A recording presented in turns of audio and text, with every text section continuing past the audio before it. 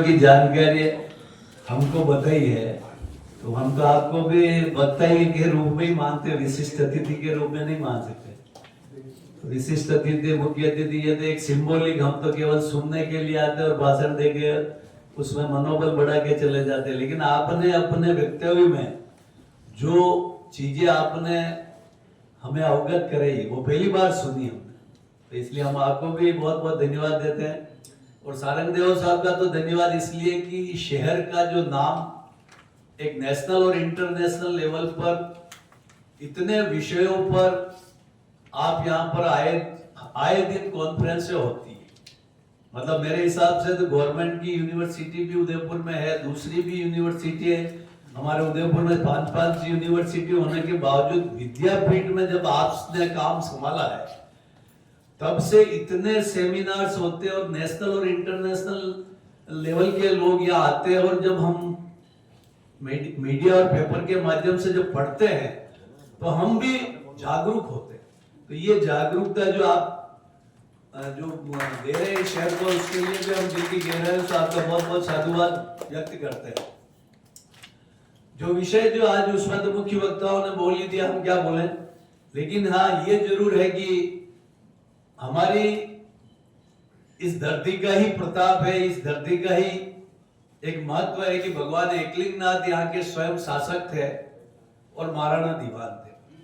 और जो हरित ऋषि जिन्होंने इसकी स्थापना की, मेवाड़ राज्य की, मेवाड़ राज्य की स्थापना करने वाले हरित ऋषि, हरित राशि, और हरित राशि से शिष्य जो बप्पा रावल है, उन्होंने इस कुल परंपरा को ऐसी व्यवस्थाओं में डाला, उनको धर्म, संस्कृति, स्थापत्य और लोक साहित्य सभी गुण बप्पा रावल को देकर इस मेवाड़ का नाम आगे बढ़ाने के लिए इतना शिष्य को निपुण किया। और उसके साथ साथ उनको ये जिम्मेदारी दी, तुम्हारे बाद भी जो भी एकलिंग का दीवान बने वो इस परंपराओं का निर्वहन करते हुए मेवाड़ राज्य में सभी चीजों का समावेश करते हुए इसको आगे बढ़ाए। अब आप देखिए, उस समय मानव श्रम से ये चीजें हुई है, उस समय मशीनरी युग नहीं था। आज मशीनरी युग होने के बावजूद भी उतने मजबूत निर्माण नहीं हो रहे। अभी आपने देखा होगा कि गुजरात में भी एक पुल धंस गया और बहुत ज्यादा साल पुराना भी नहीं, कभी बना हुआ था। ये हमारे जो राजा महाराजाओं ने मानव श्रम के द्वारा, और उन परिस्थितियों में जब अकाल पड़ते थे तो लोगों को रोजगार देने के लिए बांध और तालाब बनाए जाते थे कि उस समय उनको एक रोजगार लोगों को मिल सके। और अब आप देखिए उनके राजा महाराजाओं ने जिस तरीके से जो संरचना मेवाड़ के करके, जो एक झील से दूसरी झील, तीसरी झील से तीसरी, ये करने की परंपरा को हमारे वापस देश की आजादी के बाद जब हमारा लोकतंत्र इसमें आया और सरकारें बनी, तो मोहनलाल जी सुखड़िया ने उन हमारे जो महाराणाओं ने जो परंपरा को, जो जल प्रबंधन की व्यवस्था को आगे बढ़ाते हुए, और उन्होंने उसके बाद उदय सागर का पानी वल्लभनगर तालाब में जाएगा, वल्लभनगर तालाब का पानी बड़गांव में जाएगा, बड़गांव का पानी आगे गंभीरी में जाएगा, वहां से बीसलपुर तक पहुंचाने की व्यवस्था उन्होंने भी जल प्रबंधन में आगे जारी रखी।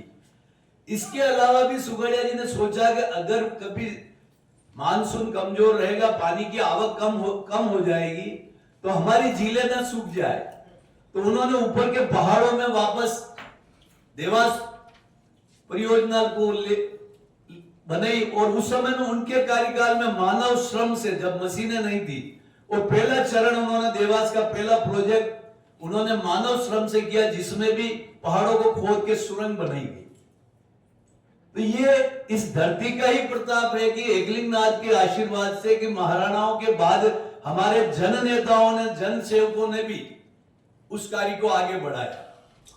और इसकी वजह से आज ये सही है कि आने वाले समय में हमारी परिस्थितियां बदल गई। और जो आप महाराष्ट्र में इतने, जो आप सोनी साहब ने प्रोजेक्ट बताया, उसमें राजस्थान पिछड़ गया। लेकिन अभी ब्राह्मणी नदी पे बहुत बड़ा प्रोजेक्ट करके उस पानी को रोककर और बीसलपुर में पानी का लेवल बढ़ाने की परियोजना शायद अभी सरकार ने अभी मंजूर की है। तो ये कहने का मतलब ये कि मेवाड़ ने दिशा दी है हमेशा और वो प्रभु एकलिंगनाथ के आशीर्वाद से ही दिशा दी है कि जो भी शासक उस गद्दी पे बैठता है तो उसको वो ज्ञान प्रभु एकलिंगनाथ उसके मस्तिष्क में विराजमान होकर उसको नेतृत्व करने का कौशल प्रदान करते हैं और उसके पीछे एक गुरु का होना बहुत जरूरी है। और वो गुरु हरित राशि हुए, जिन हरित राशि ने बब्बा रावल के डीएनए में ये चीज डाल दी, जो दूसरे भी जो उस खून में जो पैदा होते गए उनके डीएनए में वो चीज आई है। तो धर्म के लिए भी काम करो, संस्कृति के लिए भी काम करो, राष्ट्र के लिए भी काम करो, प्रकृति के लिए भी काम करो, पर्यावरण के लिए भी काम करो, स्थापत्य के लिए भी काम करो और हेरिटेज के लिए भी काम करो। ये सारे जो गुण हमें विरासत में मिले हैं। अब जाकर हम देखते हैं दुख यह होता है कि मैं जब पढ़ने के लिए 1974 में उदयपुर आया था और मैं बटालियन छोटा में रहता था किराए, तो हम नहाने के लिए पिछोला जाते थे और पिछोला से इस पार से उस पार हम तैर के जाते थे। हमारी प्रतिस्पर्धा होती थी हम बच्चों की, हम जो सहपाठियों की। और उस समय में सारंग देव साहब झील में सिक्का दिखाई देता था, हम सिक्का डालते थे और हम लेने वापस उसमें प्रतियोगिता करते थे। आज उस झील का पैंदा देखना तो दूर की बात है, कुछ नजर ही नहीं आता। सरकार ने ये जरूर किया था कि ऊपर 2 इंडस्ट्री 3 इंडस्ट्री लगी थी, आवाज उठाई लोगों ने, तो ऊपर नाई की तरफ इंडस्ट्रीज एरिया को रोक दिया गया। लेकिन इंडस्ट्री रुकने के बावजूद जब होटलों की इंडस्ट्री जब आई है, इसका सीवरेज सिस्टम इतना आबाद है कि उपेश्वर जी तक बहुत बड़े प्रोजेक्ट आ गए और अब ऊपर का पानी जो पूरा शुद्ध आता था पिछोला में, वो ऊपर से शुद्ध नहीं आ रहा। उपेश्वर जी तक हेरिटेज वहां रिजॉर्ट बन रहे बड़ी बड़ी। अभी मिराज वाले का बहुत बड़ा प्रोजेक्ट था जिसमें कितने 400-500 विला बन रहे, वो अभी यूआईटी ने बैन किया है। वो सारा पानी इनका सीवरेज का सिस्टम इसमें आके दूषित होगा।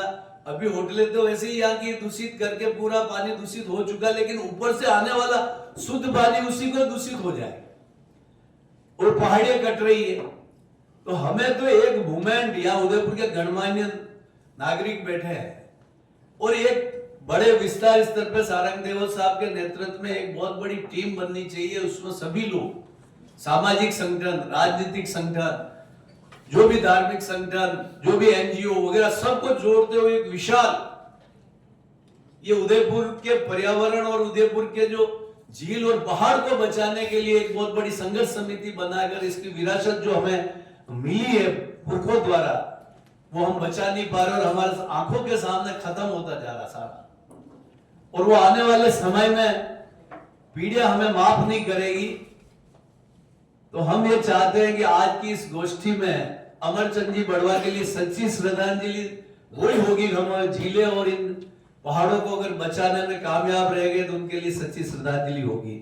अमरचंद जी बड़वा ने जो कार्य किया वो तो उल्लेखनीय है कि एक गरीब ब्राह्मण अपने स्वाभिमान के पीछे उन्होंने किस तरीके से देश के विकट समय में तो साथ दिया, लेकिन जब भी उनके ऊपर संदेह किया गया तो उन्होंने सारा ठुकरा कर वो अलग हट गए।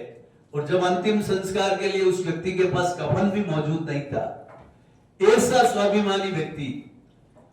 और हम तो बड़े गर्व के साथ कहते हैं कि जब जय किशन जी चौबे ने इस मुद्दे को पहली बार उठाया कि ऐसा व्यक्ति जो प्रधानमंत्री रहा है मेवाड़ का, वो लोगों की जुबान पे उसका नाम ही नहीं था, जिसने शहर की सुरक्षा के लिए परकोटा बनाया हो, जिसने जल प्रबंधन के लिए अमरचंदिया बांध बनाया हो, जिसने अमरेश्वर महादेव की स्थापना की हो, और सबसे बड़ा कि उन्होंने जब सिंधिया वगैरह जब मेवाड़ में आके आक्रमण कर रहे थे और ऐसे उस समय हमारा महाराणा को बुद्धि कौशल जो एक कहा जा सकता है वो शास्त्र का भी निपुण व्यक्ति था और शस्त्र का भी निपुण था और वास्तु शास्त्र का भी निपुण व्यक्ति था।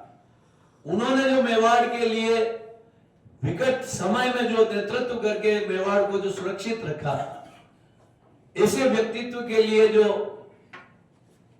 जय किशन जी चौबे, जब हमारे तो के बहुत पुराने संबंध है, मैं बटियान छोटे में रहता था, आप जगदीश चौक में तो बहुत पुराना उस समय से नाता है। तो आपने उस समय में ये पहल करने तो मेरे ऑफिस आए थे का ये ऐसा मोमेंट, तो मैं उस दिन से जुड़ा हूं। तो मुझे खुशी है कि एक विलुप्त एक महामानव को आप सभी ने प्रयास करके, विमल जी वगैरह सब आपकी पूरी टीम को, जय राज्य आचार्य जी भी हमारे बीच में बैठे, सभी ने एक प्रयास करके ऐसे महामानव का पूरा जीवन लोगों के सामने आपने लाने का प्रयास किया। उसके लिए बहुत बहुत मैं आपको साधुवाद देता हूं। और सारंग देव साहब से निवेदन करूंगा कि आप और हम सब मेवाड़ में पैदा हुए हैं, मेवाड़ के लिए जन्मे हैं, और यही अपने को मरना है। तो ये झीलें बचानी है और इन पहाड़ों को बचाना है। तो इसके लिए आपसे बढ़िया कोई सफल नेतृत्व करता नहीं हो सकता। और आप शहर में जिनको भी आप आमंत्रित करेंगे तो आपके आमंत्रण पे सभी लोग आएंगे, और दलगत राजनीति से ऊपर उठकर सभी लोग आपके नेतृत्व में ये मेवाड़ की धरोहर को बचाने की लड़ाई लड़ेंगे। और ये सच्ची श्रद्धांजलि आज हमारे लिए अमरचंद जी बड़वा की होगी। ऐसी इन्हीं शब्दों के साथ में इन दो पंक्तियों से अपनी वाणी को विराम दूंगा कि कौन कहता है कि आसमान की ऊंचाई कोई नाप नहीं सकता, एक उड़ान तो उड़ के देखो यारों। और कौन कहता है कि पाताल की कोई था ले नहीं सकता, एक गोता तो लगाकर देखो यारों। और कौन कहता है कि पवन को कोई पकड़ नहीं सकता, एक प्रयास तो करके देखो यारों। और कौन कहता है कि नदियों के नीर को कोई मोड़ नहीं सकता, एक कोशिश तो करके देखो यारों। हौसले हो जिनके बुलंद, वो आंधी तूफान से नहीं रुकते, घोर अंधेरों में भी अपनी मंजिल पे पहुंच जाते हैं यारों, पहुंच जाते हैं यारों। जय हिंद, जय भारत।